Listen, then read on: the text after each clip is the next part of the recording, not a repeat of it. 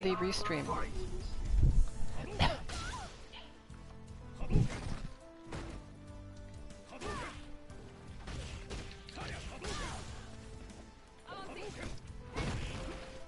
Alright, good evening everyone. This is Kanzaki Dynasty, here playing Amara with Rillian on the line as well. And this stream will be rebroadcast from my personal channel, 2MK, to our team channel. Or sorry, my personal channel to our team channel, 2MK, as usual. Today we are looking at Whiff punishing. I had the interesting experience over the weekend. We were talking and playing, and I realized that I do not try to whiff punish basically at all, which is very strange for me as a player who prefers footsies type gameplay. So we're going to be looking a bit at that, and I'm going to be trying to learn how to go about it.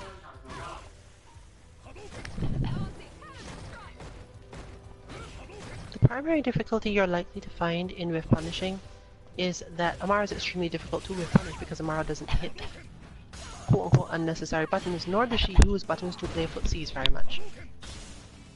Yes, that was in fact my fireballs. Greatest concern with this particular stream setup that we normally do for our Monday lounges. But that said, there are specific timings where Cammy can whiff punish certain things that she does with Ryu.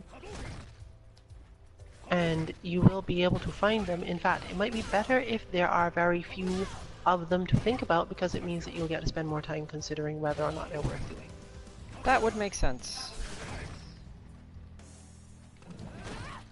However, the first thing to learn about whiff punishing, you move too much. Uh-huh. You'd think that footsies and whiff punishing would involve making sure that you bait your opponent into this thing or that thing or move into this position. No, not really. I see. You can think of Street Fighter as a sequence of status effects on your opponent, emotional or otherwise. Until you have gotten your opponent to feel as if they must do something about a situation, they have no status effect. They are in their neutral state. They're completely fine. Uh-huh. That makes sense. In sense. fact, people are very used to inflicting quote-unquote status effects on particular players, or just as a general thing in the game, and then they meet a player who seems to be, let's call it, immune to that status effect, and it drives them crazy. For example, there are certain situations in which, I believe it's Knuckle Do, I'm not sure if it's Knuckle Do or Punk now that I think about it, I just remember watching it recently, where the scenario was that one of the American top players had been pushed into a corner, and they didn't try to get out.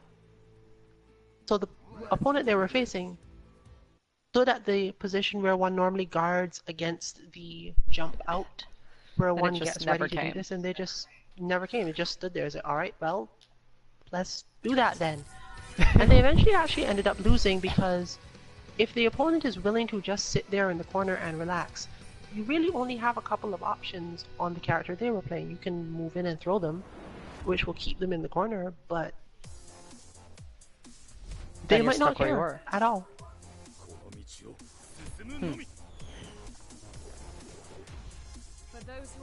And I'm like, you in some trouble as well.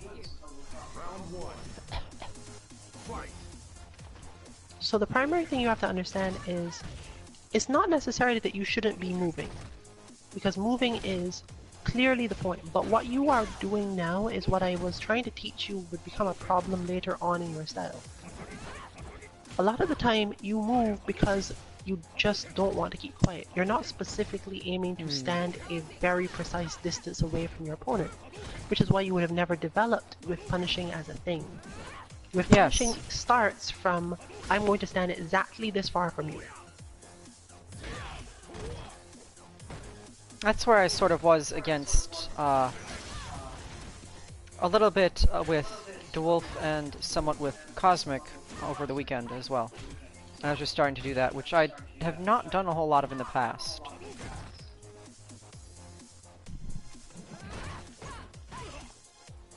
When you're first training it with someone, especially someone who knows that you're training it, it is better for both of you to do exactly what's basically going on now, where you both give yourself a little time to be patient. Like, you just get to a particular spot and you stay there. You just crouch block and stay there.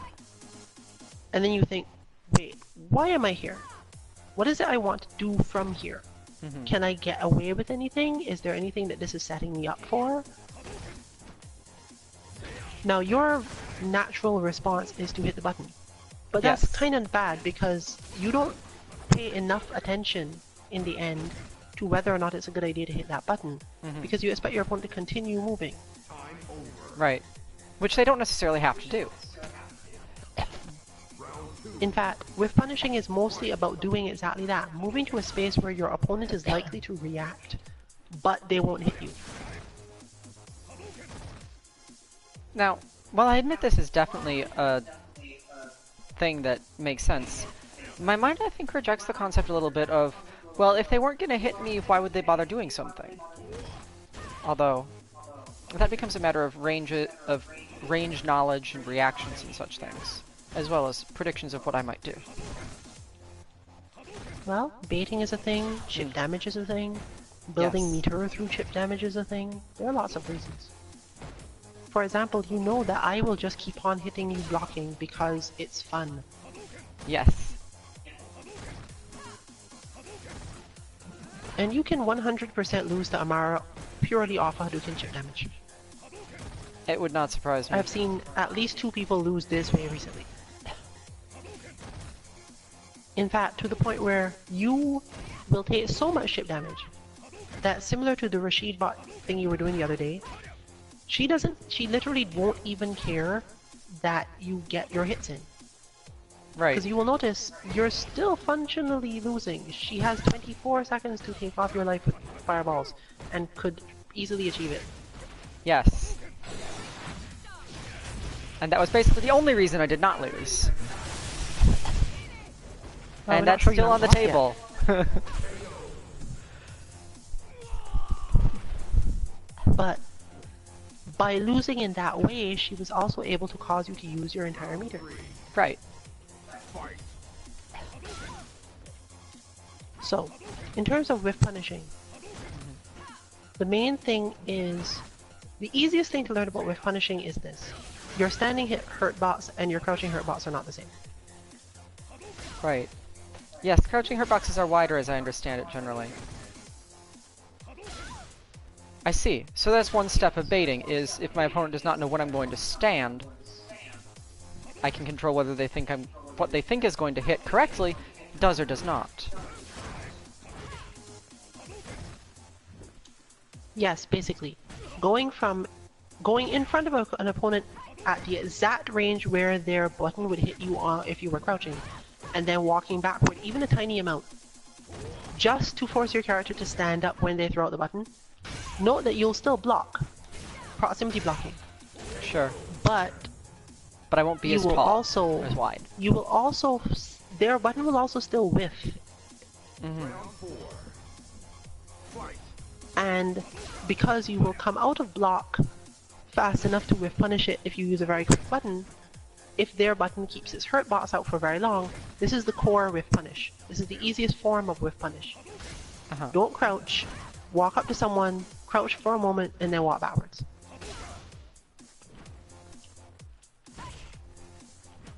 But this is also extremely hard to learn.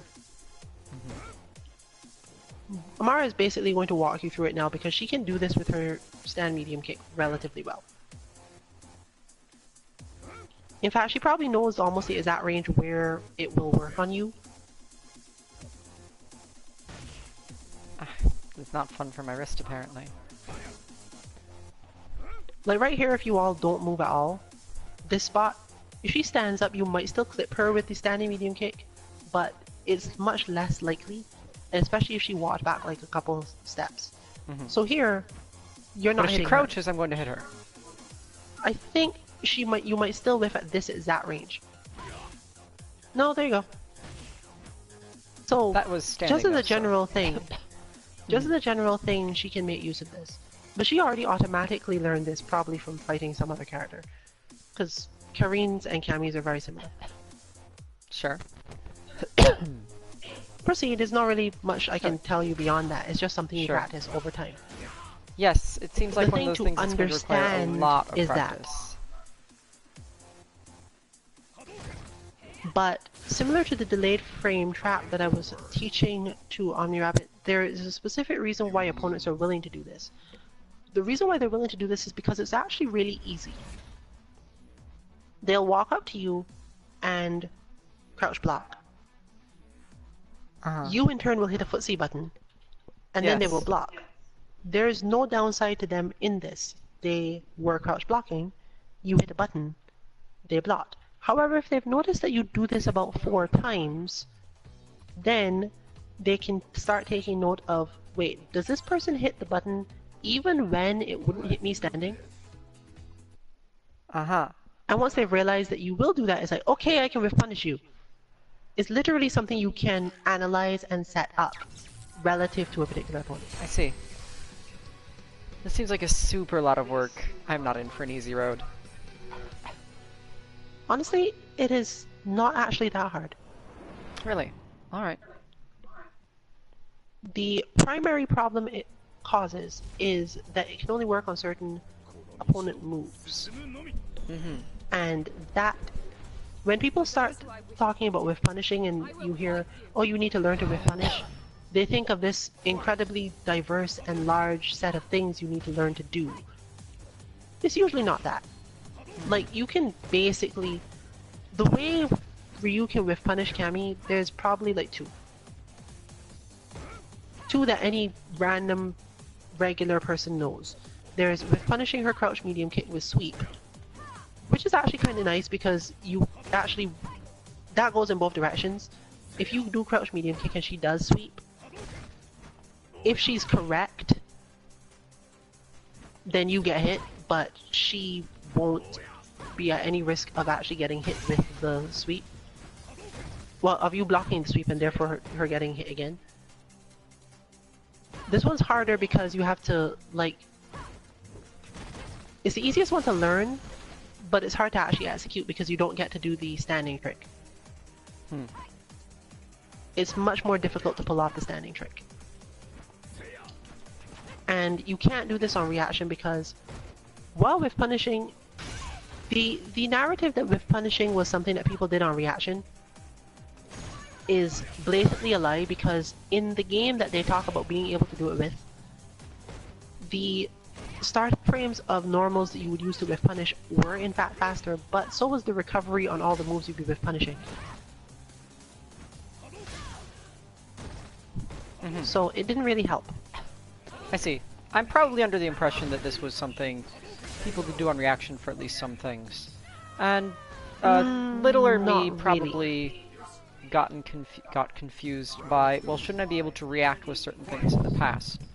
Although I don't think I would necessarily believe that now, given the thought I have put into reaction times, input lag, frame data, and such like that in the period since I've started playing fighting games seriously. It is really more so something else, actually. If you're really confident in your whiff punish, there are characters who can do whiff punishes on reaction, but they do it with moves that are in themselves unsafe. I see. Like, you can whiff punish with Shoryuken.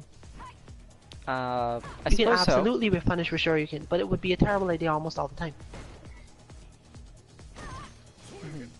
Especially since you can't use a walk back trick on a Shoryuken whiff punish. You can only use a walk forward trick, and then you're in trouble.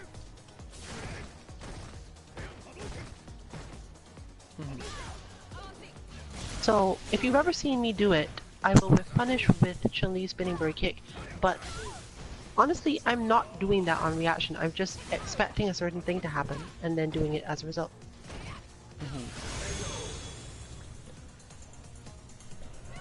Sure. So then that comes back to status effects and the thought of, alright, so how do I start putting getting status effects on my opponents so that I have something to work with? Well, let's start from the basics. Just the same katas that we normally do. You crouch block, and we're going to let Amara come close to you and do crouch medium kick into Hadouken. Okay. And you stop and see how far away you are. Alright. That is probably the furthest she can do that. If she's standing, I don't think your medium kick will hit her. In fact, if she's crouching, I'm not sure it will hit her. It's no way in heck. It's You're standing one, I mean. quite a way out. Right. So, I have nothing. but what if she were to then convince you somehow that you could hit her? She could do it by moving in closer than necessary to do the crouching medium kick into Hadouken cancel. Sure. So you block. This is much closer now. Yes. And then I definitely can hit her. But if she gets us it right there, it's prime whiff punishing target. Exactly. So honestly, to her, this is really easy because she just has to. I don't remember if it only works on the EX though, but she can just walk in, do that, and then wait for you to do the crouching medium kick and then sweep you without thinking about it even. And because she knows that she's minus, she doesn't have to wait to hit the button either. I see. Yes, that would make sense, I suppose. So you can try this for a little bit. Okay. I believe you are. Well, actually, you should probably hit her because then you'll get timer and it will go on. Now, again, this is generally a bad idea, but the timing and the spacing can be learned. So she can find a range at which she can literally just do that and hit sweep. Yep. Well, no, if it's crash counter, that was you being slower, technically. I tried a button that I knew would hit. It didn't work because it was too slow. Tried crouch heavy punch because I knew that from that range it was not that moment right there. Not gonna happen. Yeah. Or we just gotta block properly. That is the core of whiff punishing right there. Sure. That button, that sweep doesn't necessarily hit you, normally. You can block and wait for it and see. No, that one's a bit too close, but you get the idea. And also, you can learn to do it from the corner and stuff. See, that sweep won't hit you. But if you hit a button, it will. Sure. Yep. And it goes fairly far out, as you'll note. So she really doesn't have to care. If you're the sort of person that hits crouch medium kick after fireballs, she can just hit sweep in neutral after it all the time, and that will keep happening to you. Yeah. Yes, it would. So, the other benefit she has is that most of the time, you don't have to activate that ability. You don't have to take that chance until far enough into a round that you need it.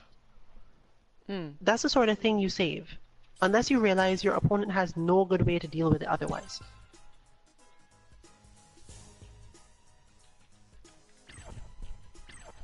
If your opponent has no good options, if they for whatever reason must hit a button, then you vary your range a little bit, you vary your block string a little bit, so that they do hit the button and then hit yours, and that's it. I see. Very straightforward conceptually. So let's see. What can I do that would let me set up something similar? Basically, you normally need a minus move that is relatively easy to either punish or to encourage people to hit buttons after it. But most people's buttons for the spacing of it are out of range. Yes. And that's why I say there's not really that many of them. You just have to figure out how to do it.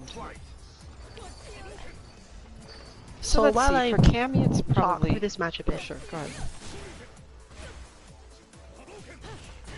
I think it's better if you proceed because I can see how this match is going to go already. For Cammy, those buttons are probably going to be either... Well, Sure, Django, you can join up.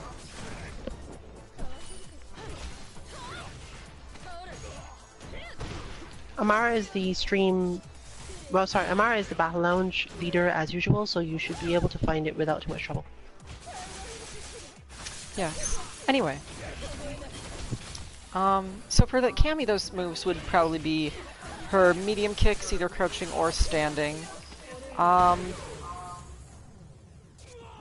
Otherwise, it's just like her heavy punch and heavy kick stuff that would be negative enough. She doesn't have anything that's going to be negative to punish other than specials. Or, wait, no. Because we have lift upper, or whatever the hell they call that. No. That one's knee bullet. There's no range knee bullet is going to hit from that people aren't going to be able to punish, and it's only -2 anyway on its own.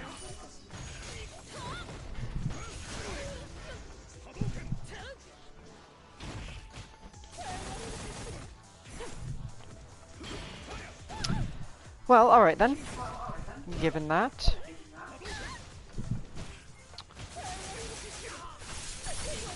See, this is part of the problem that I have, is I feel like no one would be silly enough to try to hit a button after a longer range crouch or stand medium kick from Cammy, for instance. Or a heavy punch, just because they're so far out. Longer range isn't what we're talking about. Yes. Longer range isn't what we're talking about. You could... Right. Whiff punishing would be about getting yourself to the space where they might think it was a good idea, but then being wrong. Sure, okay.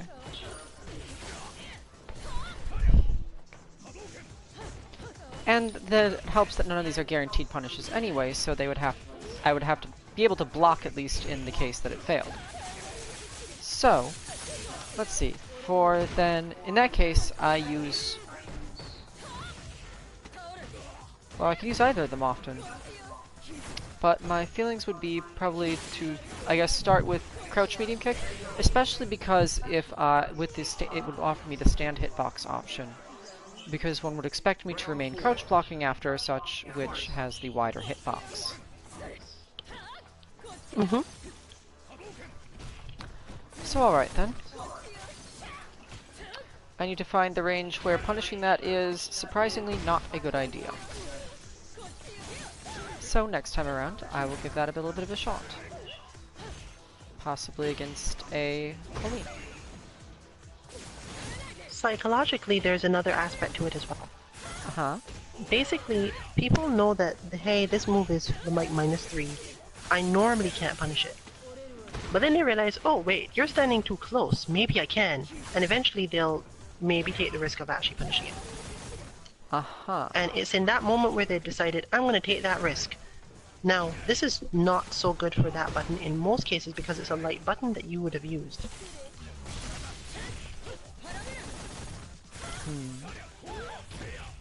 And they will have used the light button and it's very, very difficult to punish light buttons, but it's possible. Alright.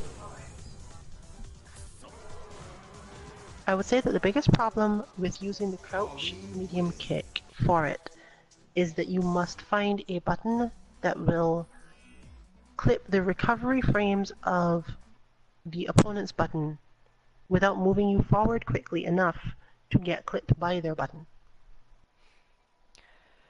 Yes, I see. By the active frames of their button. Okay. So that would probably be either crouch light kick, cancel, which gives the opportunity for a very bad counter with punish sort of setup, depending if I screw that up, or possibly crouch medium punch, which is 5 frame. I would be -2, so it should start, and I think that would probably start to come out just after my opponent's button, depending on what they hit. I believe so. In fact, that'd probably be the safest thing to do because I'd say if you are at let's say you're at -3 and you're hitting a 5 frame move. Hitting on 8. You've crackled. 8 is basic. I was saying that you are basically going to be trying to hit on the 8th frame. And that is probably your best bet because if you hit on 7, while you should win based on priority, there's always the chance that something will go off a little bit. Because if you're off by a frame, their move will be active while yours is still in startup and you'll get counter hit instead, and no one wants that. Yes, that is part of the concern. This Colleen, however, is not going to be assisting me, so... Actually, technically they still are. The problem with the way you're approaching it is because that I'm trying to do just that. You're giving them too much space. All you need to do really is light kick cannon spike a lot. because they move forward a lot. They're a close-in Colleen. So if you prepare for the light kick cannon spike, you will almost always find something. Colleen does not have good enough crush counters to make you go, oh, this is terrible idea. Except And that one. since technically, I'm not sure, but I think they count shurikens as airborne style. So that would be a medium one. Though. I don't think she can use her medium counter, so you actually have a stronger chance of just being able to walk up and raw light cannon spike. Interesting. Alright, well I'll give that a shot. Round 3. Fight. But yeah, generally when you're feeling pressured or feel like they're moving too much, just cannon spike. Like, that's punishable by cannon spike. I see. Her V-skill is punishable by cannon spike in general. Uh-huh. And I can actually bait that out because she expects me now to be doing punishable things after her approaches.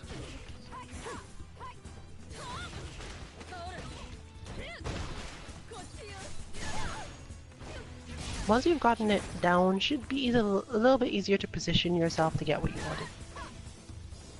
Your other option, just for the sake of practice, would be to hit the crouching medium kick after her V-skill. It's too slow to actually work, but the spacing might be right.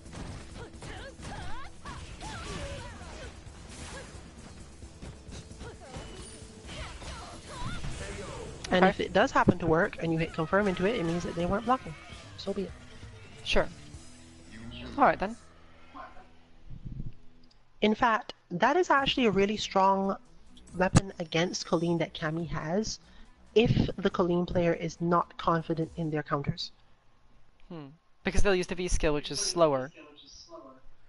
No, the V skill itself is -7. Ah. Oh well then. So you can punish it, but Cammy's crouching medium kick, as far as I remember, is 8 frames. That seems wrong to me. Let me have a look here. Cammy's crouching medium kick is 7 frames. Okay, then you're fine. But also you have the option of the position of if you were off by 1 frame, it would be blocked, right? And this is a situation that will come up.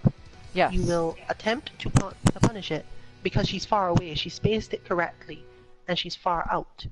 And most people's medium kicks and so on don't reach that far out. So Cammy is one of the people who can punish her for doing it from long ranges, but it's borderline. So the moment where it does not work in your favor and she actually does block it, maybe things are going to be overall good. So I would say that once again we are graced with the exact person that you need to appear in the lounge in order to get something. Let's hope they stick around. If not, you can always practice it with me later. Sure. Can't fault that luck.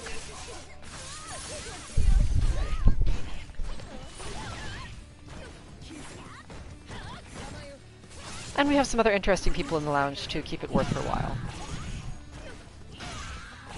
Well, Django is Django. And kicking ass, it seems, today.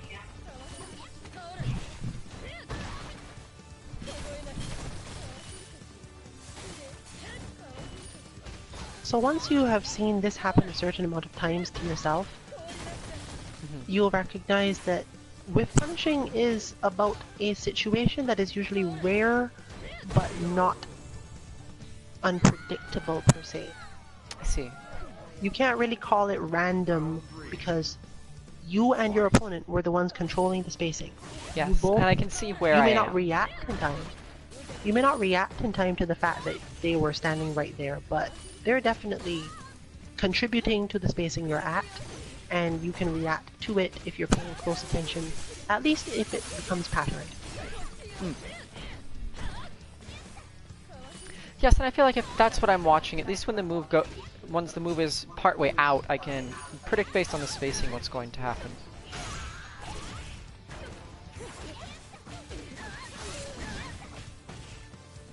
Most of us get better by watching the spacings of things that happen to us often, because most people will pick this up just by playing the game to the point where everything is easy autopilot and our brain is looking for something else to do. They will pick up on little things like, oh, when this hits me at and the animation puts their arm level with my shoulder, then this thing happens. But when their arm landed near my head, a different thing happens. I should learn to do something about that. And slowly you pick it up. And pick up enough of that and you can start to cause trouble.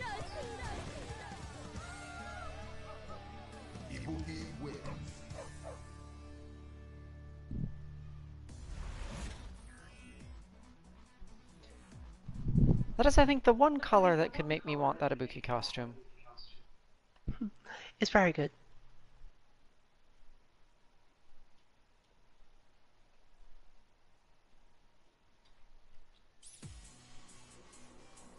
It's white. So we're gonna have compare Amara and Django face off now. The basic thing for you to watch for, given that you have played Ibuki to understand just enough of Ibuki to see where this sort of thing could happen, and given the way Django plays, I can point out a couple of stuff to you that when you're really used to fighting games, or when you have analyzed them a lot like I have, you can pick up on this particular sort of thing easily. It's not something that you really should require yourself to know. It's just something you learn as part of matchups as you go, which is going to be really important in terms of checking things with Minot tomorrow. The main thing I'll point out is that the spacing that is used for Ibuki to pressure Ryu is a spacing at which Ryu can always sweep. It's actually a note that she has both for Armika and for Ibuki, where there's a certain situation where you end up in a scramble with Ibuki. If you're in a scramble with Ibuki, the situation that has occurred and Ibuki's standard way of dealing with it, namely moving forward to reset the situation and keep her pressure going, sweep wins against it almost unequivocally. So while people will go, it's not a good idea to sweep in neutral, Ryu can sweep like basically whenever he wants against a moving Ibuki. Anytime a situation has happened and you're not sure what should go on between Ibuki and Ryu, and you're feeling helpless as Ryu, if you feel pressured, sweep. If you don't feel pressured, it's because you've swapped so many times that you expect your opponent to block it. But if you expect them to block it, then you're not feeling pressured or terrified anymore. There's no reset. There's no Ibuki is coming to do this thing. Yes. And so now suddenly you're in control of the situation again.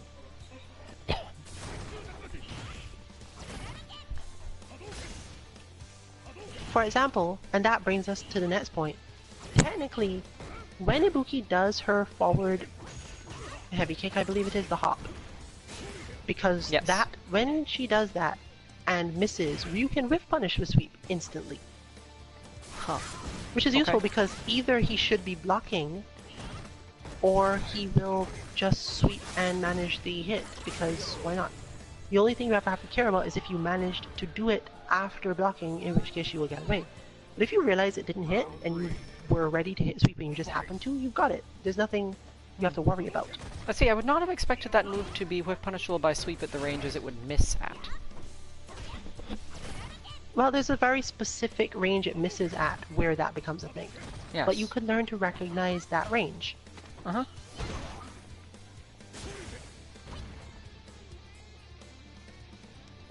But obviously, if you mess up the sweep, you do take some damage. The question is, how big a risk is this to you, especially in certain phases of the match? Do you really want to be putting up with Ibuki pressure and letting her build meter over it? Or just like because most of Ibuki's bigger punishes can't be done to a full range sweep, which is interesting. I'm sure you've noticed this. If you just sweep from full range against Ibuki with most characters, she doesn't actually have a very strong punish, because most of her strong punishes are from Shinten. Yes, and that's a very close range move. So she sort of trades having a very good heavy punish for a lot of quick things, for not being great at punishing further out things. I see.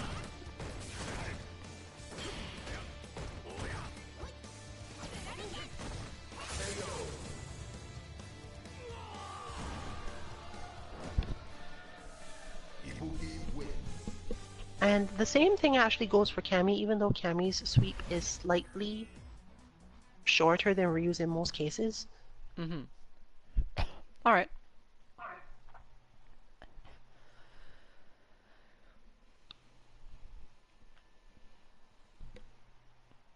I would say the main difference is that when Cammy and Ibuki are interacting, they tend to stand closer to each other to begin with, so the situation doesn't come up as much. Sure, and Cammy has less stuff that she can push Ibuki out with simply because the stuff she would do it with is either too slow or doesn't quite push her out to that range. At least not as quickly.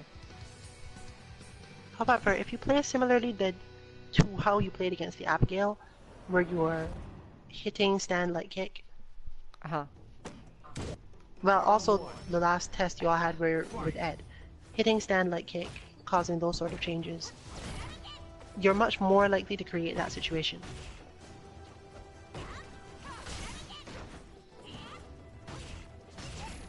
Like right there, for example.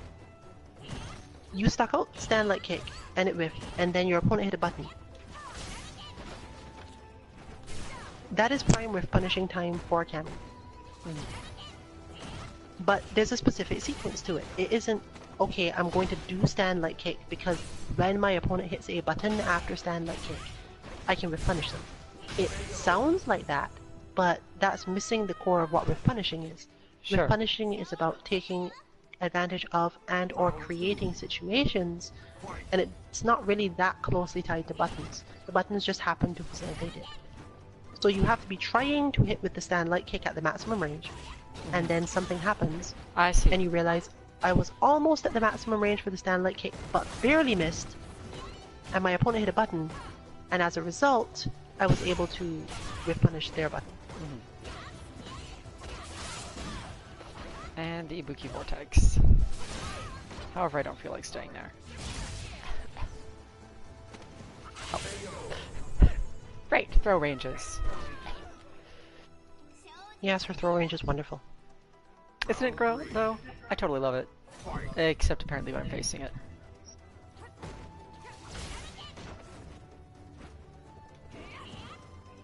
So you can... That is a good start for Cammy in general. Cammy has a lot of... In any matchup where she needs to like clip people with stand like kick because she has no other good movement in option, there's usually a good whiff punish following it. Especially if the character doesn't have a lot of really awesome buttons.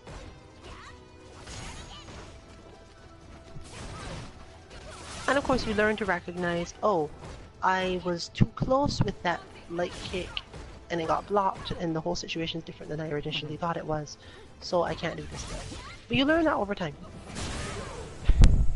Sure.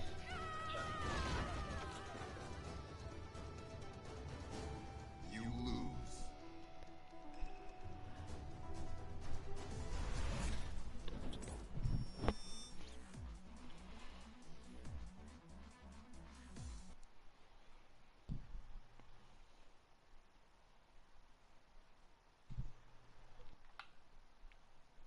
Also, this is obviously something that once you've gotten used to it, you can start to see it in other people's matches, and therefore you can move forward with it. You can use it to view matches between yourself and, say,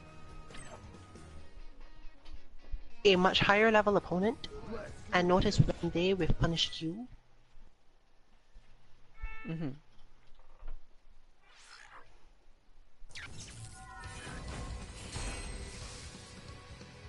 Okay, Django, understood. Thanks for stopping by. Yeah, it's really weird.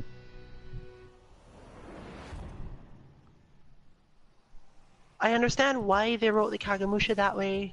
I even agree with it, but at the same time, it can be really disconcerting because one player will think everything is fine and the other does not. Yeah, I didn't notice anything at all on my end.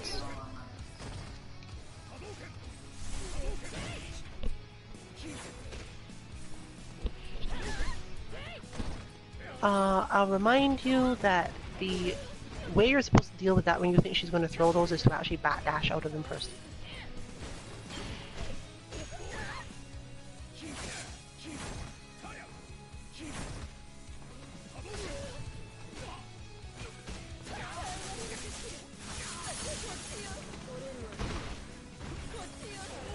Hmm, it's not that unlikely that she'd have seen no lag, it just happens weirdly sometimes.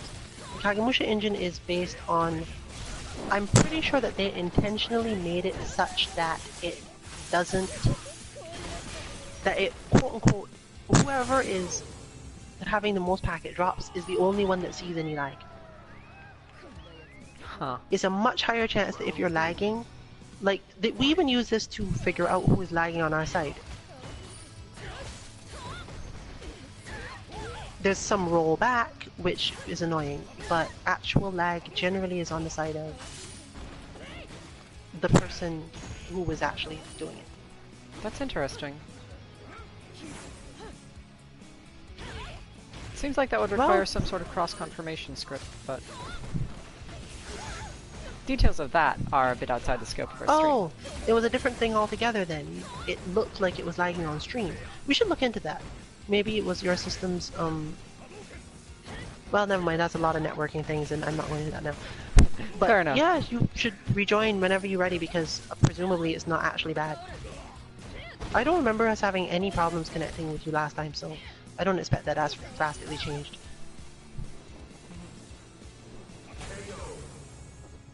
So onto the Colleen concept. Colleen is an easy character to whiff punish, but this is because they purposely made her... They made her easy to whiff punish because she can always choose to have the move that she does after it be a counter, and therefore if you are off by any timing, you don't get the little, oh, damn it, I've mistimed my whiff punish and they blocked. You go, I've mistimed my whiff punish and they killed me. I see. So it's a lot scarier in general to deal with that against her.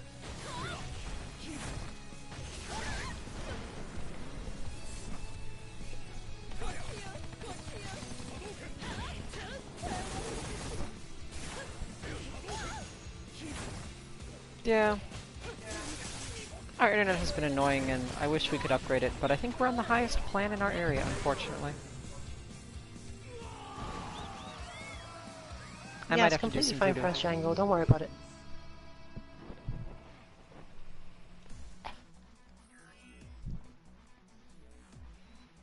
Someday I'll bother with the voodoo, but in the meantime, Street Fighter.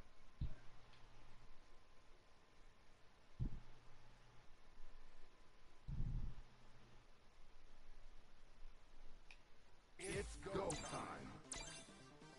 Alright, time to get Colleened. Let's do this. Yeah, we know the feeling.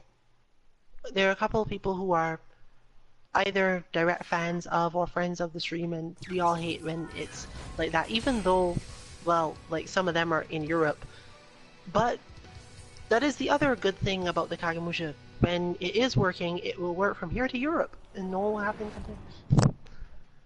So Yes, I've seen you're right. Your surprising aim here. international matchups.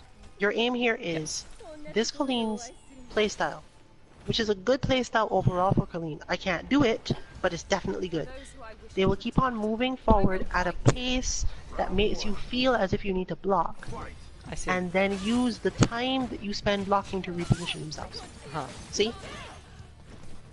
Alright. It's a little poke, and a little throw out something to make you keep quiet. Hit one button, move in, hit one button, move in, that sort of thing. Okay. Because they're looking to keep you off guard, because you don't feel as if you can hit buttons, because they might hit one before you. But you don't want to block the whole time. You don't really have the option though. And they can't be with punish if they're not hitting multiple buttons, as you can Ha. see. Well, that was good. It baits certain players into getting caught in her counters very well, and it helps to make her powerful. Against very patient players who are the bane of my existence, it has no effect whatsoever other than letting them get to attack you. I see. And I'm more likely to get on tilt losing playing this way than losing playing the way I play now. That's the only reason that I I see. wouldn't recommend this. If you're the sort of person that gets on tilt because other people keep on hitting buttons.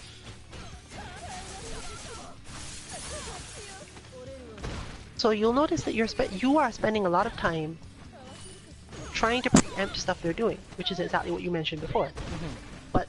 because of their rhythm, it's impossible to do. I see. You see them move, you go, okay, button, but they're not there anymore. Ah. Yes, that would make her bit my counter. Round 3. Fight. An easy way to get yourself out of this situation is to hit your own slowest, safest button. Like knee bullet is like the entire solution to this Colleen by itself. Interesting. If you just knee bullet, you will probably be fine. Knee bullet and crouch heavy punch. And the entire match will turn around because her rhythm is weak to knee bullet. The entire rhythm she has is weak to knee bullet and crouching heavy punch. Because she can't afford to wait too long to hit a button. And you're gonna get that happen to occasionally, yes, but it's not really gonna make the fight unwinnable most of the time.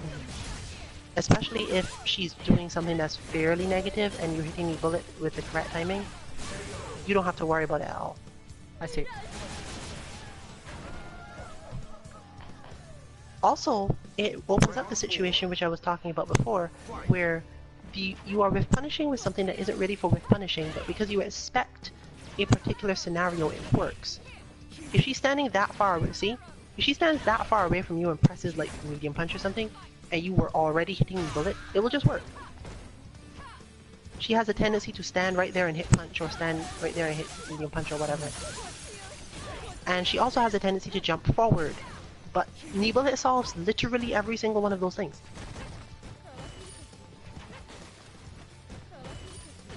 And moves you out of the way of that. It is this, you can counter her entire style with one move.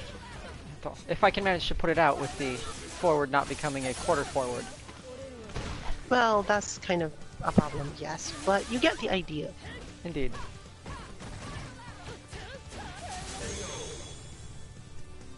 So, while you did lose as an overall thing, recognizing the thing you can use to quote-unquote whiff punish, because you're not always whiff punishing a move. Whiff punishing moves is easier because your opponent sticks out a hurt box. Sure. But you can also punish spacing and movement in. Well, I guess we probably shouldn't call it whiff punishing if you're doing that, but it's the exact same mentality of recognizing you're going to move into the wave of this move by the time it matters. Looks like we're losing him. Unfortunate. I don't get to actually find out. Because I could do that and I could see it working, but I could not quite keep up with and track it. So I was hoping to get to try it one more time. But, not today it seems. Well, it's the sort of thing that you could, now that you know it, you could re-watch the matches you did play against them and lost, and see where it would have mattered. Yes. Because it's the sort of thing that makes people go download complete. Now, I'm not saying you should use that against Colleen in general, because against me it will get you completely destroyed. I promise you, you will never get anywhere. But against because I don't hit those particular buttons. Yes, and any Colleen like them. Any Colleen that, basically, you know, we all have gone through the classifications already. A pressure Colleen is weak to that. Ah. I see. And as you can see, even here, the risk to Ryu for doing the sweep in response to certain things is relatively small. It's there, especially later on in the round. You have to basically just not do it because it will turn into terrible things.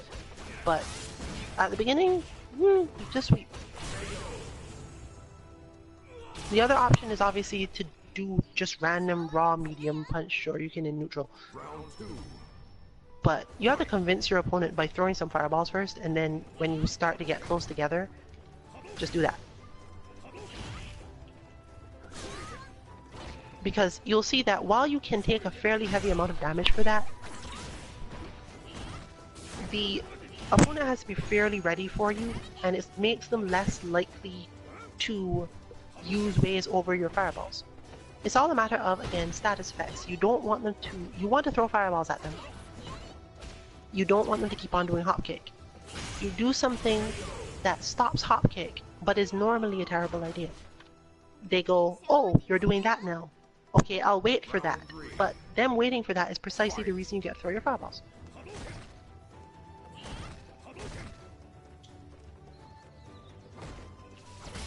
So it's a question of how much do you want to trade for the ability to zone Ibuki? How much risk are you willing to put into your gaming system to get the chance to zone Ibuki?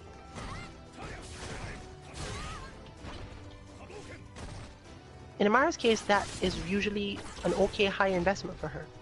It's like, okay, I want to keep throwing fireballs, I naturally throw fireballs, it'll throw me off if I can't, so I'm just gonna have to take the damage I get from whiffing the uppercut to get to keep my fireballs.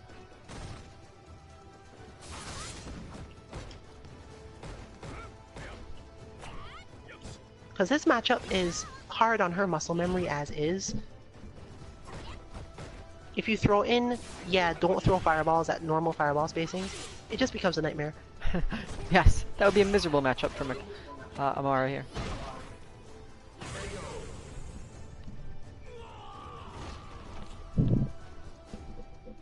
Ibuki wins. But you can see that it feels less random and is much more slowly adapting, getting to learn things. That's where keeping the status effects in your mind matters. It doesn't really matter what you think of them as, or what you call them, or how you approach them, but it's very important that you do something. Let's do this. Well, Django, I'll confirm to you again that there was 0 lag here, and that ran perfectly smoothly, at least for us. Yep, and I will of course let you know if there's any real lag on this side, so we can rule out any Twitch weirdness or anything like that.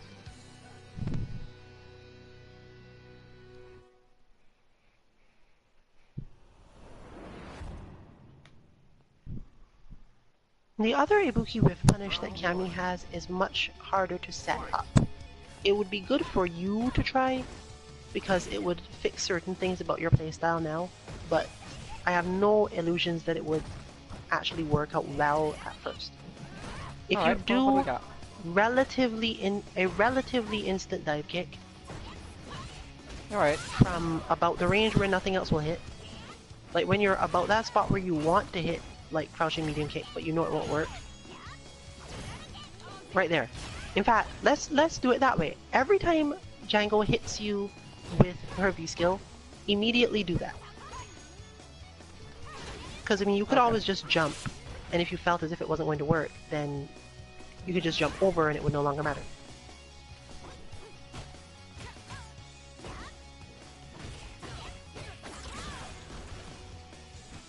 So this is for those moments where you want to hit medium kick, but don't feel like it will work.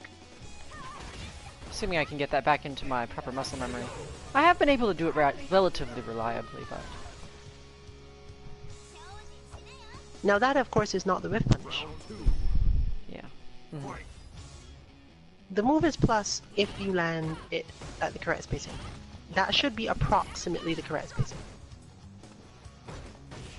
That's the other thing. If you whiff entirely and your opponent doesn't react, you're in the correct position for what I'm thinking of. When that happens, just hit standing light punch twice. Okay. And for now, that's all you need to know. Dive kick into double standing light punch. Okay. Once you've observed that for a bit, you'll probably start to notice something about the range that you get to after the light punches. Alright.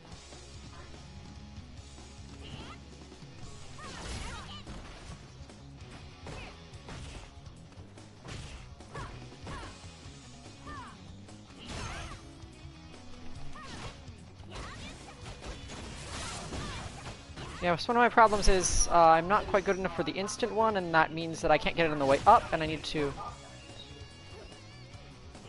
wait longer, and that's not something I have in order to put out the dive kick itself out of the jump.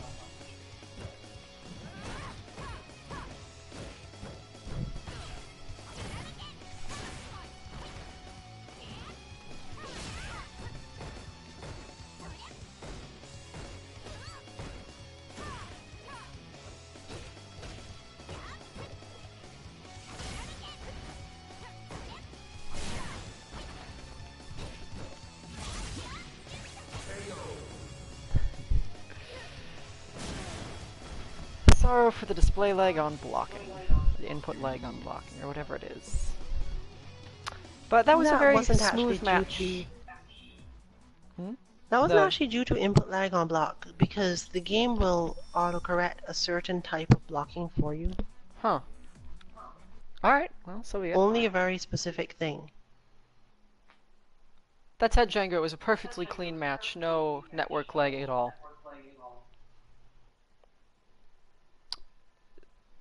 So what is it exactly? I was just too slow for real? Yeah, probably. Alright, fair enough then. Darn input lag on my brain.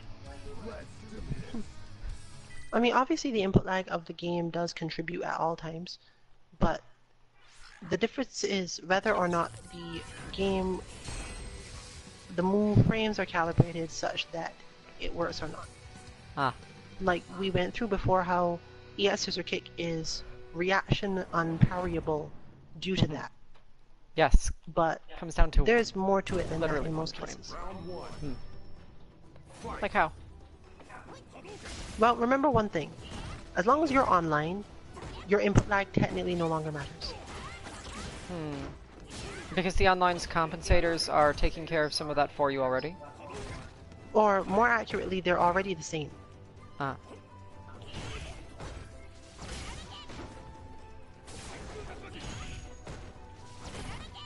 Alright.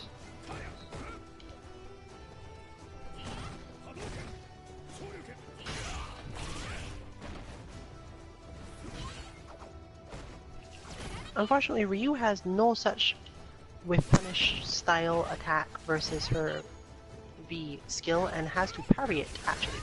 Fortunately, it has long enough of a startup that you could almost parry on reaction, and with even the slightest inclination to believe it is coming, parrying her V skill is not particularly difficult. You can just parry because, oh look, she's over there. Because she has no move that will reach Ryu, like, to do anything about it, if she was likely to actually do the V skill. The problem is learning the range at which she's likely to do the V skill.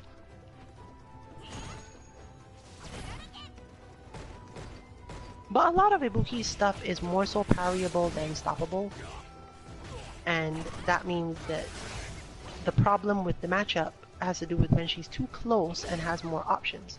Her mid-range stuff is heavily parryable, and she doesn't have buttons that tend to reach fast enough to care if you do parry.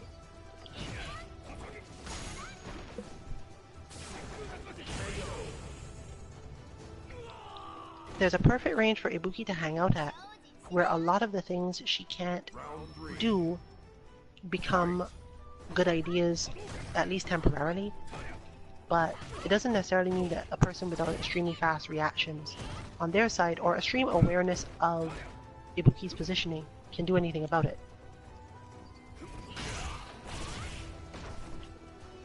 And that is why the sweep is so important. The sweep is so important because the sweep is the one missing piece of that, where you're dancing around with Ibuki at longish range. You know Ibuki must move towards you, so you just sweep, because anything she does, sweep is going to handle it.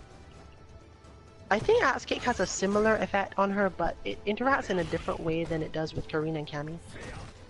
So I wasn't willing to just say, hey, this should happen here. It might work out well though.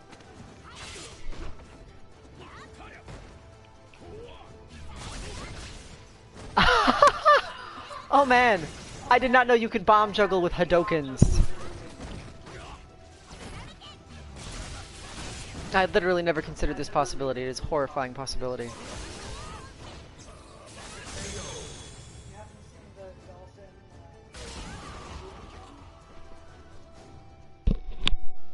Ibuki wins.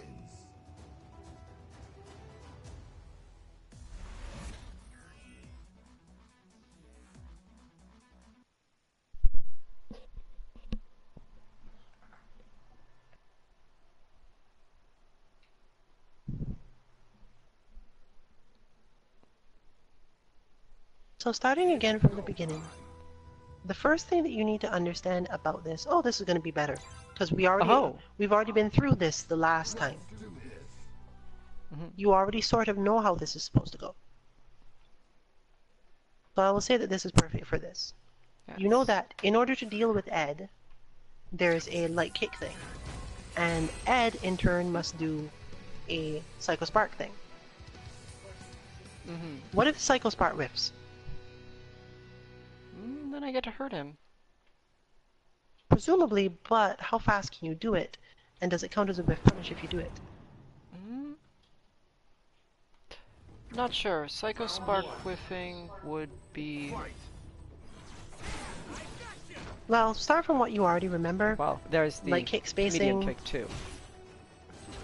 Light kick spacing, medium kick when you have certain things happening. Medium punch, rather. And that.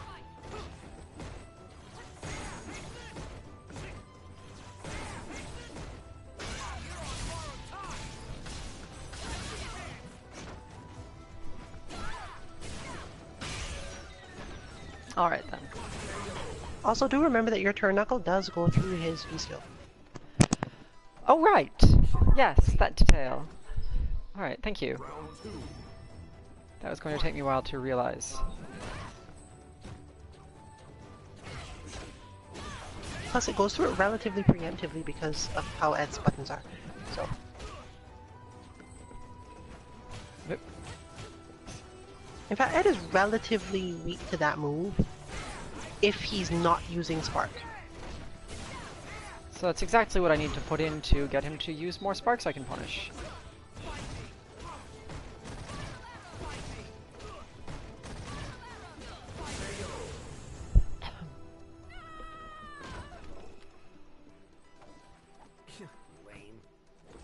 I suspect I have learned that as a combo, but it only works on counter hit.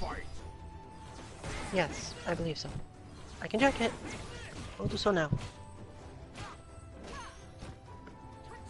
Doesn't seem like the sort of thing that should work as a combo naturally, but yes, now that I agree. think about it,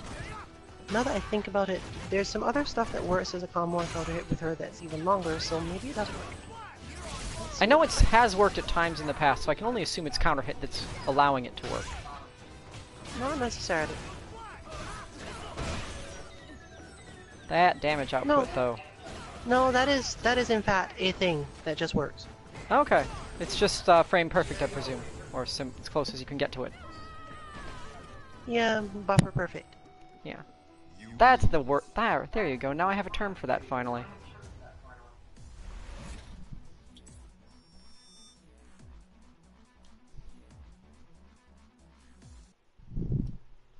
You see, the other discouraging thing for most people about learning matchups is that if you actually do get good at your own character, if you get too good at dealing damage with your own character and end up leveling up, okay, back to the normal face-off. Alright. Which is good timing because I can use it to explain something. If you get good at dealing damage with your own character and then get shut down by tactics from someone higher, you have no clue what to do. There's so much that has to be learned to get through that it feels incredibly daunting. Yes. It's a little bit of that is close to where I am now. It is why, well, aside from the fact that it's a pyramid style thing and most of the time about 80% of the population of the game will be in bronze by default. Yeah. It is the thing that makes getting out of bronze to be a somewhat scary feeling, because now you've gotten into this territory where people are literally a level better than you. And there's usually some character related stuff in there that you have to deal with. But as you can see, if you are autopiloting, I'm assuming you're slightly autopiloting now. A bit. You will realize that your crouching medium kick whiffs on Amara's movements a lot. Now, she's not harmed by this in any way. And she doesn't need to do anything about it, but eventually it gives her the option to learn to just go, oh, look, it's around the time where you hit this button, I'm just going to sweep now. And especially at that point, where even if she messes it up, it's still in her favor. Like right there.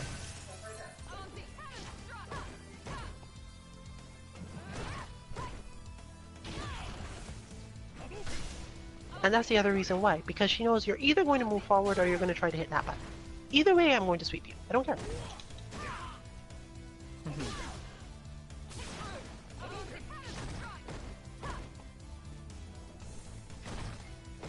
But now you've slowed down, so that goes away. And therefore you don't find high-level players spending a lot of time on basic whiff punishes because they know that their opponents have good enough spacing and timing to realize I shouldn't hit this button. So there will be no whiff punishing to do. As soon as I get punished 1 or 2 times, I get a lot more careful.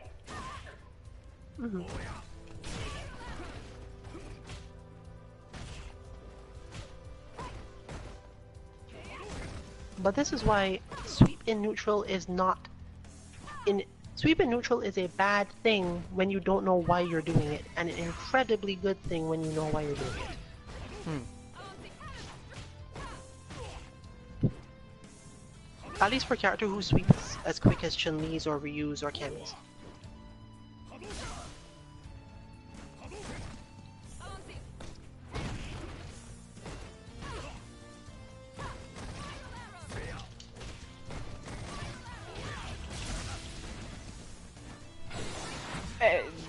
That was not supposed to be a CA. As unfortunately most of my CAs are.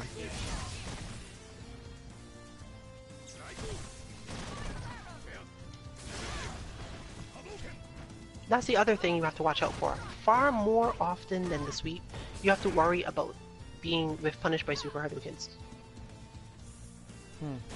Because she's way more likely to whiff punish you with Super Hadoukens. Fortunately, that requires meter, and it won't come up as much.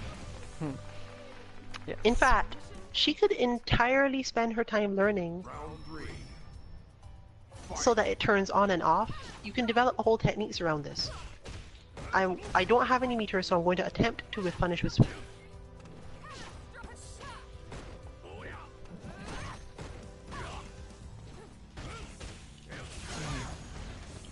And then I have meter, so now I will whiff punish with something else. But you should also remember that she still has that trick from before. In other words, if you move too close, she'll just go crouch medium into fireball and wait for you to attempt the next thing. And then that will happen. And it's not even like you get to go, oh well, great, that means I get to punish, because you don't. Yes.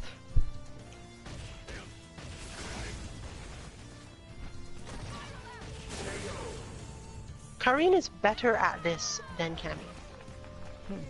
But the way Cammy is good at it leads to more damage. So I decided to teach you on Cammy first because Karine has... I know how I am. I would have gone into this huge explanation as to how this is supposed to go and all these cool options Karine has. It's much better to talk about Cammy, who has literally 3. Yes. Like, for example, you do that wrong. You dive kick, your opponent blocks, and you go for crouch medium. Yeah. This is unequivocally wrong. There's nothing useful about it. So if you can get it out of your muscle memory that you ever do that, it's to your advantage. I can probably replace it with the light punches.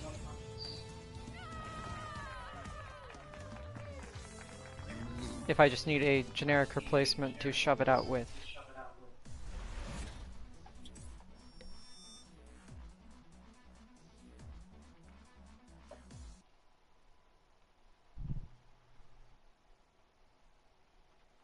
So, just as I've taught you that pressure players set up their jumps, Footsie's players, when they're in pressure situations, set up their whiff punishes.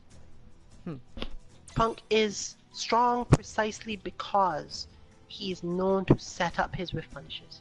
Yes, and I've seen he is some having of this. more issues now when other people are not falling for it.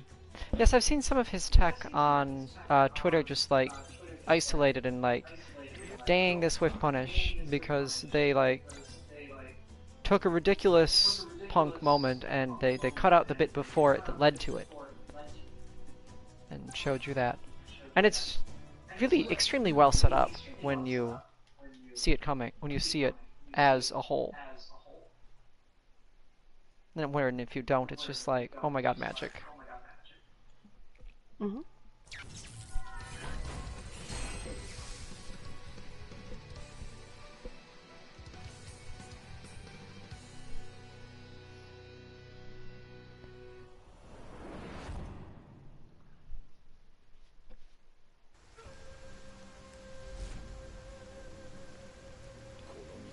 I'm pretty sure that of the many spasmoids that there are,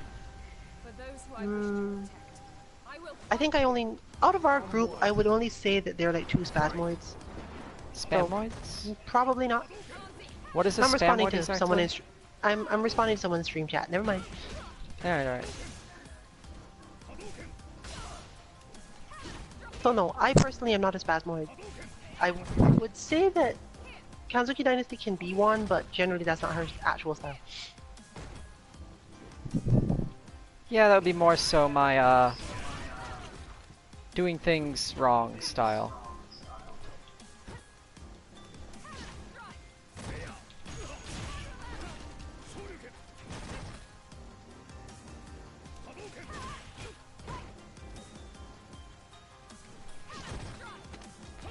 That's hitting too high because You don't appear to be a spasmoid to me, Django. Your playstyle is very measured. A spasmoid, you know, if you assume that the word means what it sounds like, it has to be someone who hits buttons for the sake of hitting buttons, or because they're, like, uncomfortable and they twitch.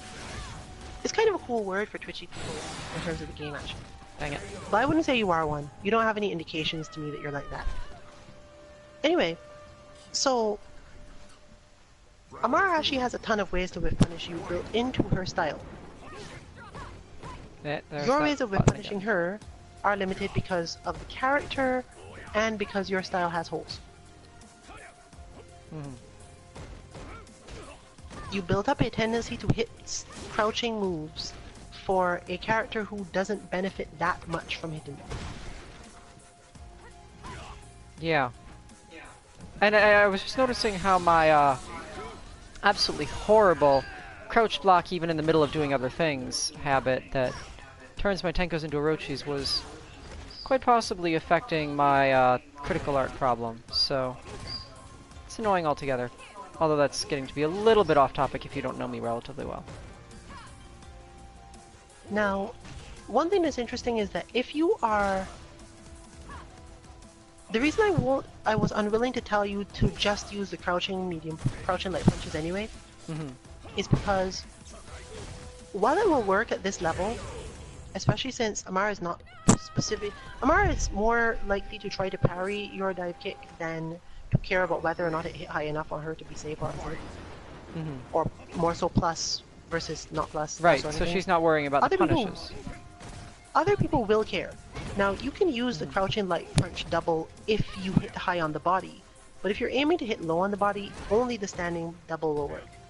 Right, and I tried to do the standing one too, but it,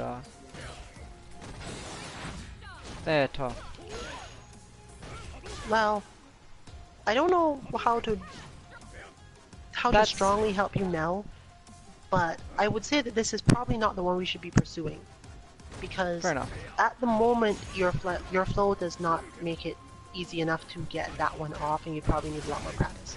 Okay, fair enough. Then I will The other one discard. you can set up is much easier to set up, but it's much less rewarding and is it's nowhere near as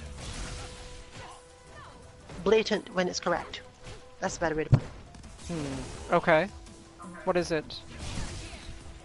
You can, after whiffing knee bullet, after you have whiffed knee bullet on someone who, like, a better way to put it is if you dash up on someone you've knocked down and do knee bullet, something happens. Note what Okay. that something is.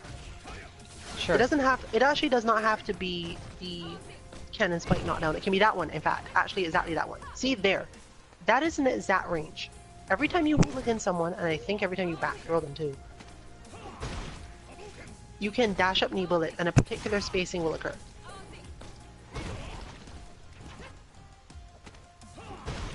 Pretty close, your it seems opponent like, if will- she doesn't jump. Well, obviously it depends on your opponent actually back rolling, or can they back roll? I'm not sure they can back roll. It depends on them doing something other than like staying on the ground. But you'll understand it once you have it happen once or twice. Okay. Well, let me just, I will note that it does not that. also work for Spiral Arrow, but it only works for Spiral Arrow on back roll. Which is fine, because technically Amara should be learning to back roll out of your spiral arrows anyway. Okay. Yes, I don't have the meter for that. Although I know what it In is fact, now. I think at the moment that's where we are in your training with her. With Cammy, you are supposed to try to dash up knee bullet after spiral arrow knockdowns, and she's supposed to back roll off the spiral arrow knockdown to avoid the repetition of the old method you all have, Yes. where Alright. you keep on hitting the wrong thing. So you can work on that, and it'll be a good segue into working on the Whiff Punish stuff. Okay. Because it will also cause you to do the dash up knee bullet after certain other knockdowns and create the situation I'm referring to. Mhm.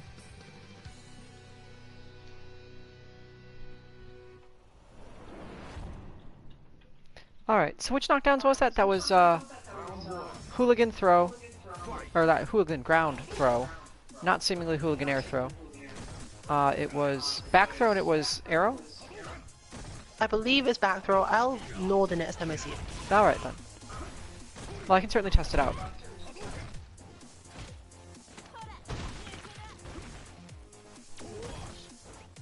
Juri is one of those characters where I know that Ryu is supposed to use axe kick against her, but her axe kick beats his axe kick and it gets kind of messy. Uh,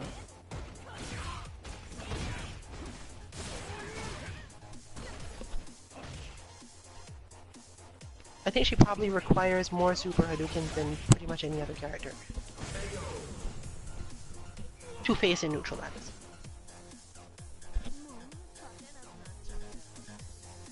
Round 2. Fight.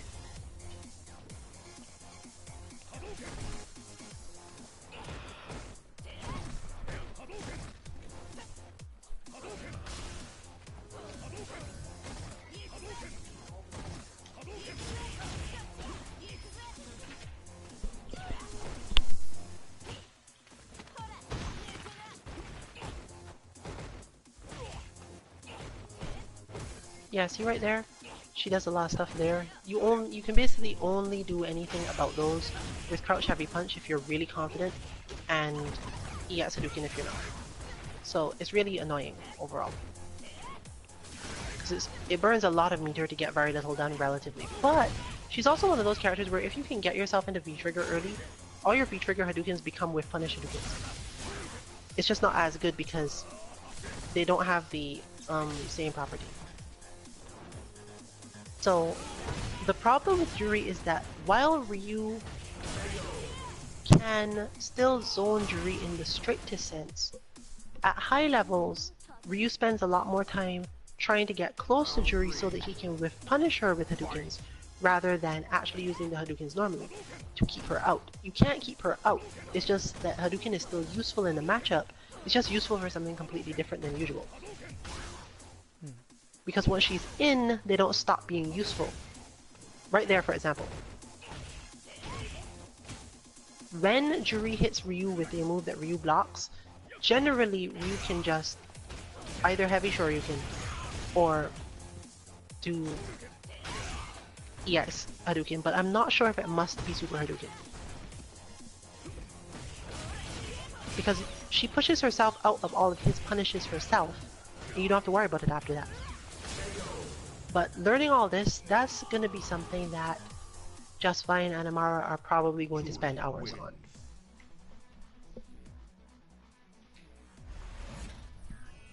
Still, it is useful for the lesson that I'm getting at, in terms of showing you stuff. If you face Juri, then the same thing happens for Cammy.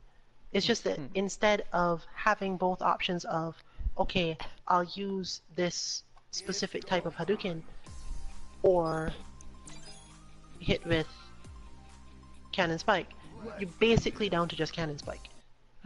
Which is How obviously wonderful. much riskier. Yes. Yes, Well, it is. that is not absolutely true. I'm not sure yet, because again, you're the one that needs to check this hitbox.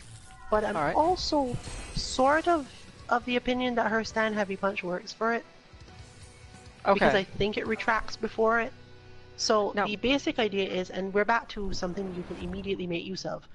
If you block one of Juri's kicks and she's at maximum range, just hit stand heavy punch. Heavy. Okay.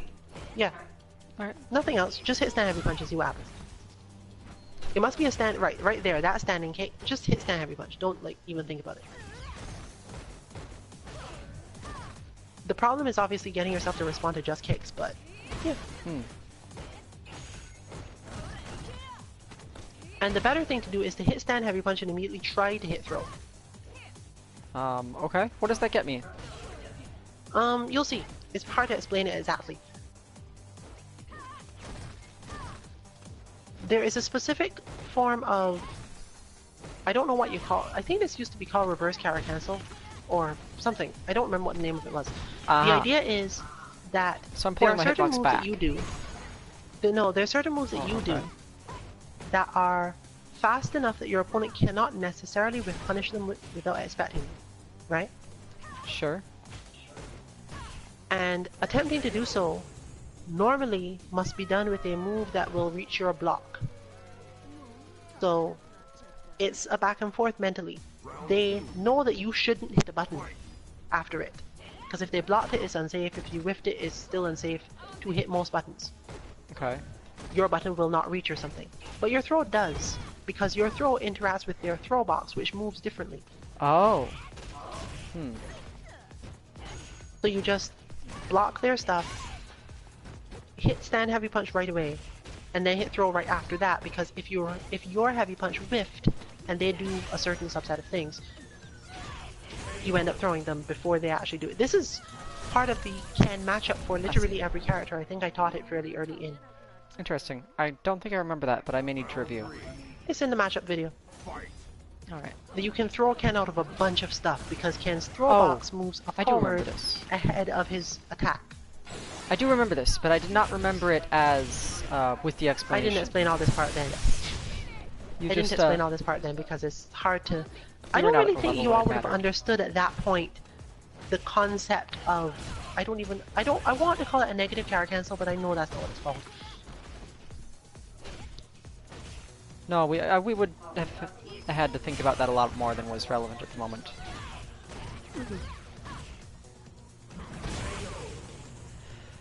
Unfortunately, the problem is then Django stops using the kicks because I start trying to do things about them. So I need a second stage. Again, Mhm. this is one of the most important parts of learning this game. Mm-hmm. Whenever you stop want to people from doing learn a things? new... No, not that. Whenever Oh, you want sorry, to the learn other a way. new thing, you usually need it in order to stop something that's bothering you and stopping you from playing your regular game. Yeah. Sometimes you have to let go of the idea that you're learning in order to get that thing done. Okay. It's very easy to go from, I'm trying to play my regular game, there's a flaw, I'm losing, straight to, okay, someone has helped me, someone has told me how to get past this problem, this flaw in my style, I'm gonna do that.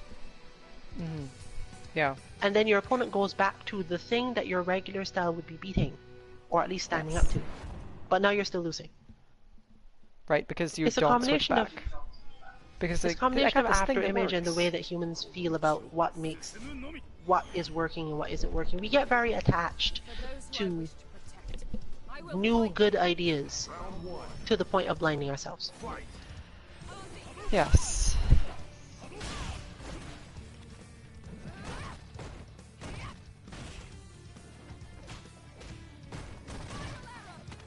Well, part of my problem possibly was I didn't quite get to the point of seeing what it was good for, or where I went from there, so. That's the other thing, and what is important about that, and why I'm very careful about how I give advice. If I tell you, this will solve the problem you're having in the matchup, the reaction a lot of people have is to do that thing first. Right, rather than when it That comes is to the nearly gap. never what I mean when I say that. It's only if you're getting perfected and getting nowhere whatsoever that is what it means. Because then obviously There's nothing it's else solving to do. the initial problem, really, that you're getting perfected. Round 2. But usually it's solving our second or third layer problem that we are getting to from our normal style. Yes.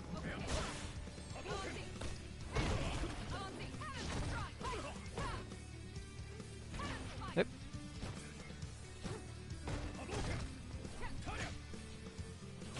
For example, I could tell her now, the solution to your problem is stand heavy punch, similar with the Korean. But that's what I mean. She'll start doing it. Brains latch on to those sort of things. It'll Yes. immediately become, okay, stand heavy punch time. But that's not really what's supposed to happen. And even when I don't have that weakness triggering, I will do it once because my mind is processing what you said almost in a way. Yep. That's why you try not to give information during matches. But now that you basically recognize that she's been told that, you stop doing the thing that it was going to beat, and therefore she doesn't need it anymore. What was it supposed to beat? I don't even remember now. The hooligan timing. Oh, okay. The hooligan timing you were using would have lost to it. Alright. As well as the hooligan timing and spacing, if you also try to use turn knuckle as a mix-up at that exact range, then the heavy punch also solves it. It's pretty complicated, but you get the Okay. idea. Sure. Yep. But now she basically doesn't have to worry about you doing hooligan, because if you did, you'd get heavy punched. So she just have to wait until you get like there and be ready to heavy punch. Because as you can see, it also like Whiff punishes your stand heavy punch, although for some reason your crouching gets past it. I think my crouching might just evade it. Because it's Looks that definitely way. slower. It's possible. Possible. 'Cause my standing one is 5 frames, so whatever my crouching one is, it's worse than that.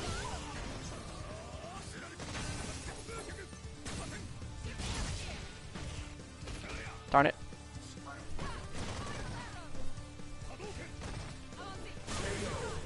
Alright, I deserve that.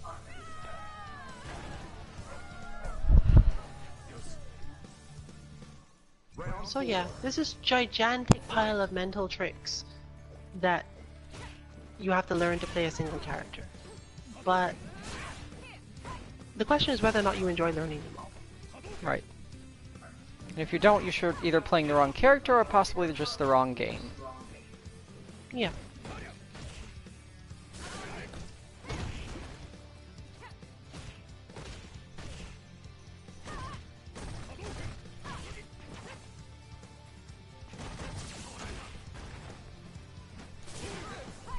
Oh man.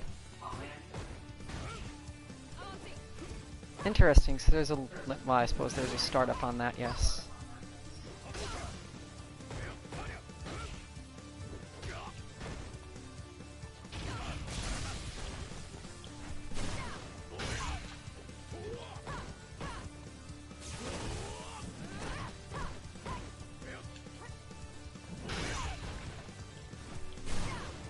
Alright, alright.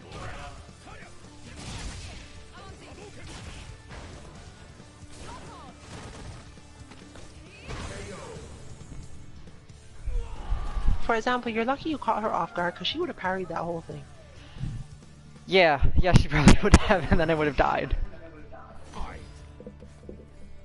For some reason I was like... my mind did not react to...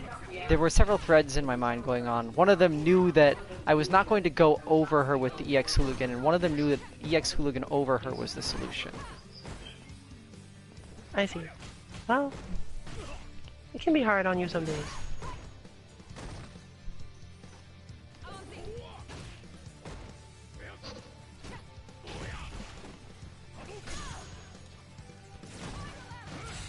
Alright.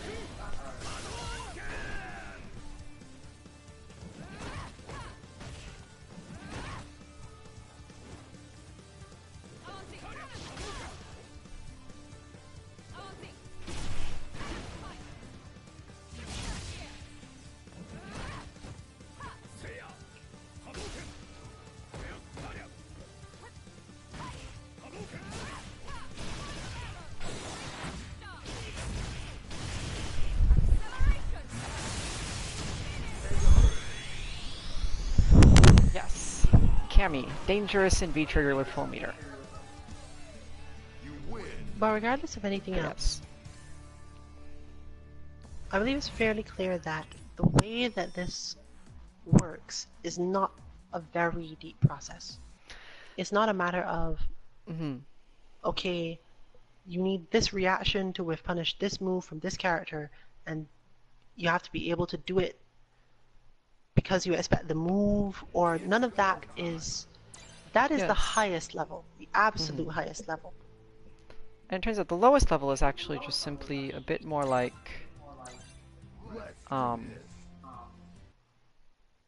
well, setting it up with moves that position you correctly and that your opponent might think they can react to, and just applying status effects, which is something else that I obviously don't have a whole lot of in my game right now, specifically anyway.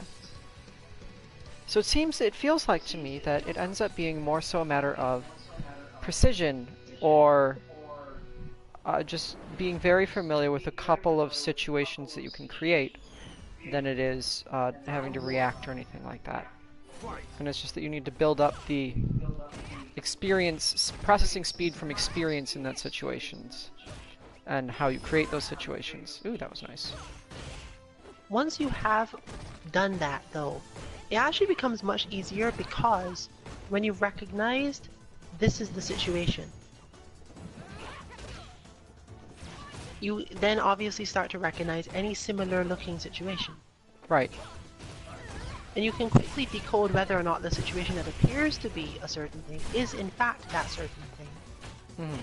So you know, okay, this is how I normally whiff punish in a situation that looks like this, so I'm going to try it a couple times. If it doesn't work, I'll figure out from trying why that isn't something I should do here.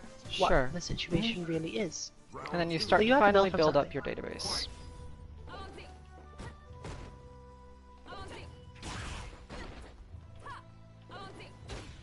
But in this case, for example, you can have a very strong hooligan style game against Jury as long as she isn't moving a whole lot, or hitting normals to prevent you, or throwing you, presumably.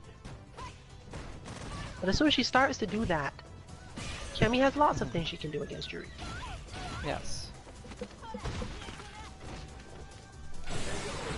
Ah, the one moment of lag in all of our matches together today happens to be my EXDP. Alright then. Round 3. Fight. Well, I will take one moment of lag on a match I truly was not going to win at all anyway.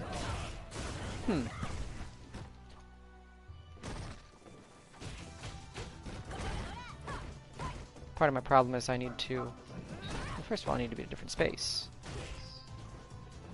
But after that... But no, remember Yeah, that the yeah. heavy punch I was telling you to do is not in itself the whiff punch. The heavy punch is supposed to cause something to happen.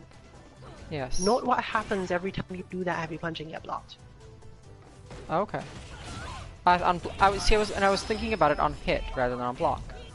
So I No, because probably then have it seen would this lose- happen and I didn't even notice it because I was looking for the wrong thing.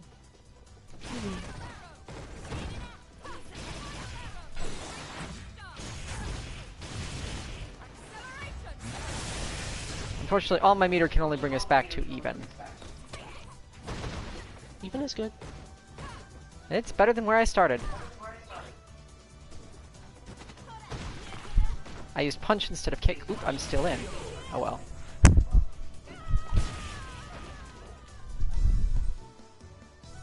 You lose.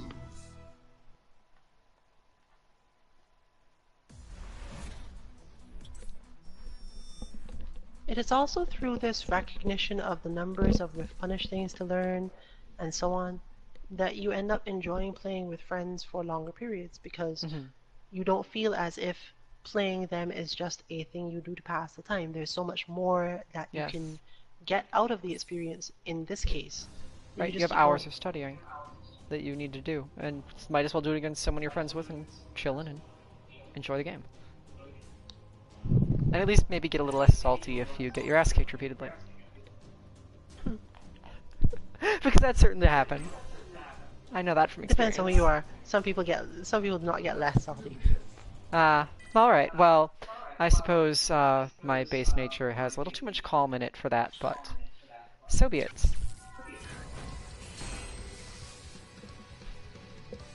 Nikali is a strong character. Part of the reason Nikali is a Aha. strong character is Hey, that he Nikali. is hard to whiff punish. Hmm. Relatively. He's relatively hard to whiff punish because his moves have a lot of... They just come back too quick? Round one. Yeah, more or less. Fight. Alright. They And he either pays for retract too that. long or have too much active frames. So you end up Mhm. punching yourself into them. I see. Yes, he does seem the long active frames type.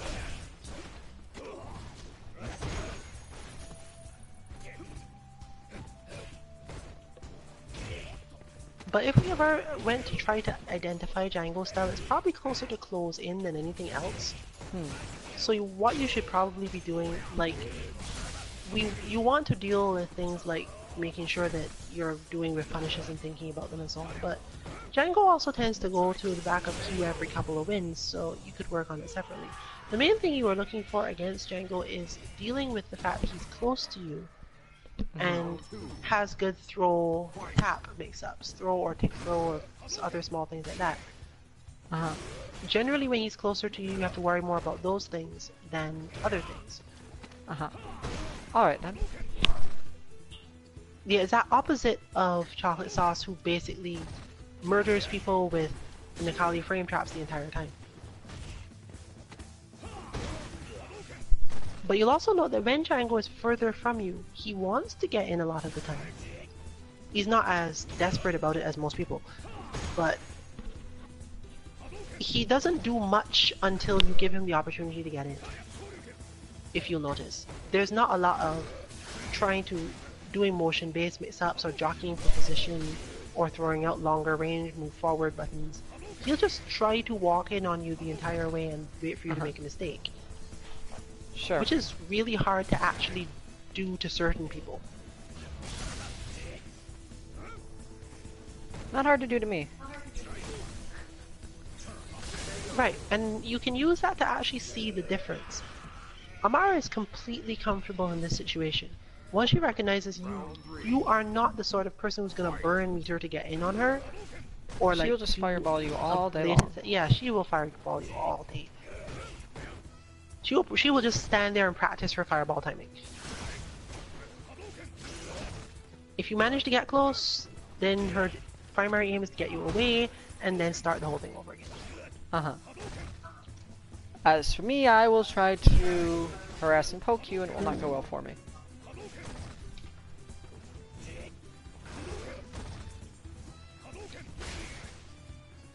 So part of the reason why people considered Ryu bad is because Ryu's zoning game before was relatively linear, honestly. In fact, it was why that whole infiltration versus Daigo thing went the way it did. Daigo let his own zoning game become far too linear, and it just changed the way that infiltration looked at the game. But it's not necessarily going to be that way. Now Ryu's zoning game is based on the fact that he has so many options beyond the fireball that set up the fireball. People are used to zoning being the opposite, where the character is using the fireball to set up something else. Sure. Uh-oh. To take damage off of big strikes and so on. But Ryu now mastered the Hadouken, and everything else leads into positions for Hadouken, rather than Nash, who basically throws Sonic Boom and sets you up for everything else he does as a result of the Sonic Boom. Uh-huh. It's just the opposite style again.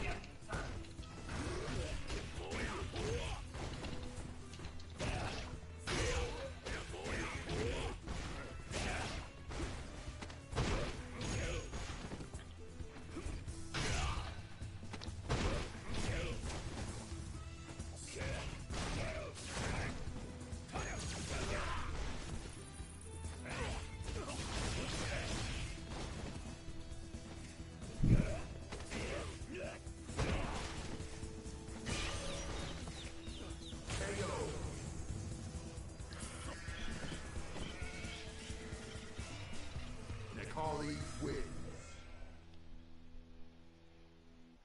Alright then. So versus Nikali, setting up Whiff punishes becomes harder. because of the active frames and the quick retracts. So I would Yes. probably need to instead end up trying to hit him on movement or similar things. Uh-oh. We appear to have lost Django. That might not be an uh-oh. Oh, nope, that's his good evening to us. So thanks for stopping by, Django. See you again perhaps next week, perhaps later. And Perhaps tomorrow we have Manat stuff to do. that's true, we have a lot of stuff to do if you want to stop by tomorrow. And so, have a good evening. And actually, come to think of it, it's probably about time that we should be ending soon as well. So perhaps one farewell match with Amara, and we'll see how that goes. Let's do this. So yes, overall, you are at the disadvantage here because, as you said, the entire reason this came up, you've never really looked into whiff punishing. So I hope I've managed to explain overall that the concept is really about understanding what you've set up and understanding what your opponent's mindset toward the situations you tend to set up is, or their own defensive stuff, because some people don't recognize that their own pressure is whiff punishable. I think I've shown you once I fought a Chun-Li mirror and my opponent was very good but had a very strong tendency to hit Fight. forward medium punch in a particular spacing that was whiff punishable by Rankaku. And since then, I don't think I've been hit by that particular block string by anyone.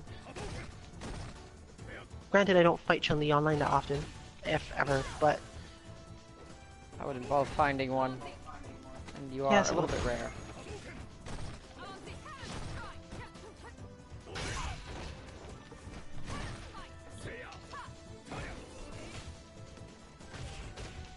Alright, so right now my position is on. So yeah, my problem actually is going to be getting used to that concept, I think, and getting used to the concept of doing this, preparing the setups to begin with, or something like that. well, Because I'm not used to thinking in the way that works out, and trying to factor opponent reactions and such is going to make my life a little interesting. the main thing you should learn first is to learn to watch. It's all about observation. You learn to observe where things go. Rather than trying to figure out a whiff punish, you just watch a situation enough times to go, that looks off somehow. And once you've learned that and gone through certain katas with bots, for example, it's actually fairly easy to learn this from bots, which is partly why I make them in the way they do. A lot of them have stuff related to this built into them, but it just doesn't come up that often because you'd have to know what you were looking for. Sure.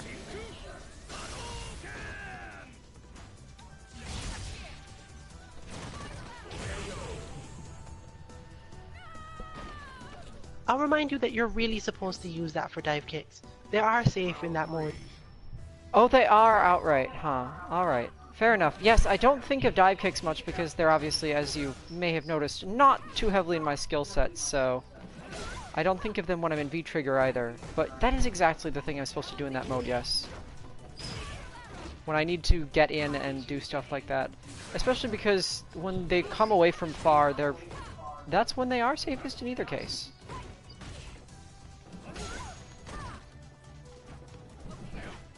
And I do have slow enough reactions, that's an interesting thought too. Convert a lot of damage out of those if I land the V-Trigger dive kick, but...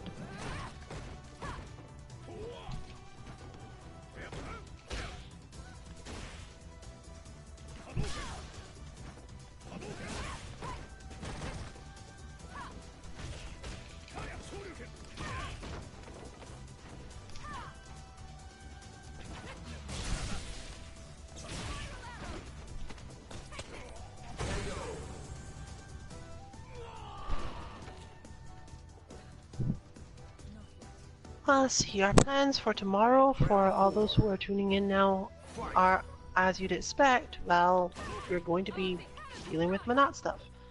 I will be working on base concepts to prepare for the generation of Manat bot. And I will be trying to learn Minot and see if I like her. Or at least can handle her.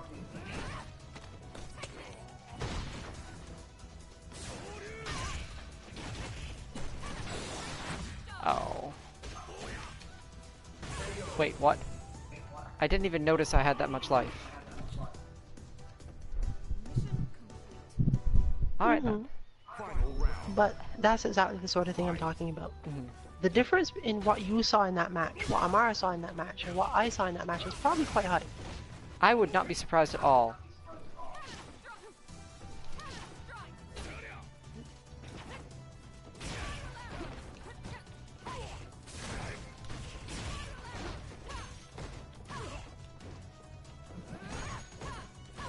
Yes, it was mostly me noticing if I whiff crouch medium kick, she will fireball, and then I took some damage off of that. Or the, you know what I mean.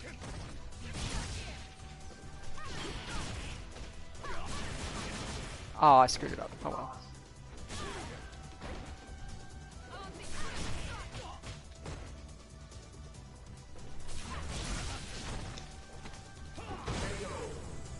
So be it. Alright, and with that, I think we are going to stop the stream now, so good evening everyone, enjoy your evening, and stop by for some first looks at Minot tomorrow, and trying to figure out her basic strategies, how she works, how to handle her, and all that sort of thing.